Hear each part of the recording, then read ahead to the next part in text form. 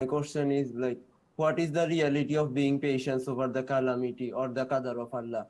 Because like sometimes when waswasa comes to you, like sometimes you have like you have iman, so when waswasa comes to you, you can repel it. But sometimes you feel really low, and when waswasa comes to you, instead of repelling it, you start to entertain this thought like maybe I will never get out of this, maybe Allah will not help me. So if this kind of thought comes and because of my low iman, I start to entertain this thought. Does that mean like I am not counted among the patients anymore?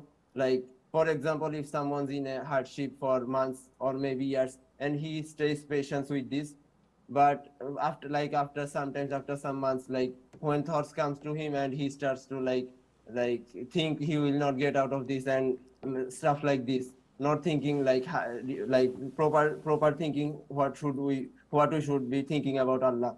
If that happens, does Okay, it mean like I will all of answer you. I will answer you, Nuhan. First of all, the calamities nobody on earth is exempted from. Every single individual has calamities.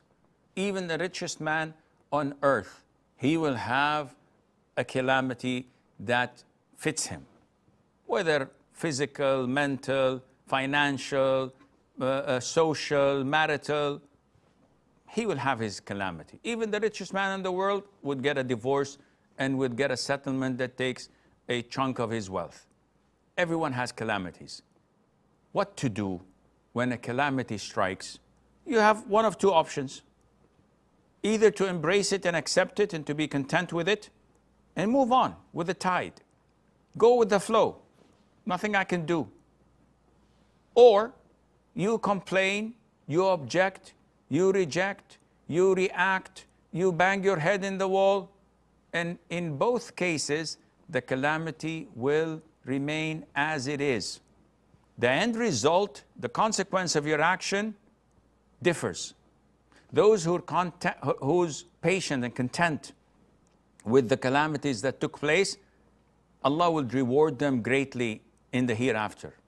And in this dunya, Allah will make this calamity turn to be a good thing for them.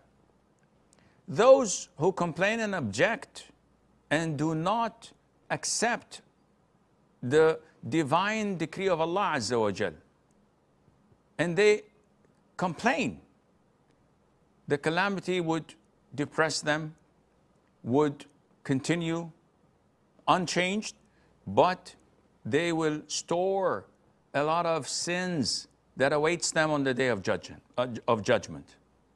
So what to do? Akhi, the intrusive thoughts you get, even if you entertain them, as long as you don't talk about them and you do not act upon them, so you're not frustrated, you're not complaining to people about them, you're not banging the wall or slamming the door or showing your frustration and anxiety and depression, objecting to it. If you don't do any of these things, these are intrusive thoughts that Allah has forgiven. Try your level best to block them. Try your level best to fight them. And acknowledge that who's giving these thoughts to me? Ask anyone. Who's putting these thoughts in my head? Immediately everyone will tell you shaitan. Ask yourself this question. Is shaitan intending good for me or evil? Everyone will say, of course, evil. What is shaitan intending? To drag you to hellfire with him. So when you listen to him and respond to his call, what are you doing? You're pleasing him and you're obeying him. Do you think that Allah is happy with you? Of course not. Allah is angry with you. So what are you going to do? Definitely, if you look at it from this perspective, you're going to block and not entertain such whispers. And you're going to remain steadfast, accepting this calamity because it's from Allah. Can I change it? Can I do anything to improve my situation? Maybe look for another job, maybe go to the doctors.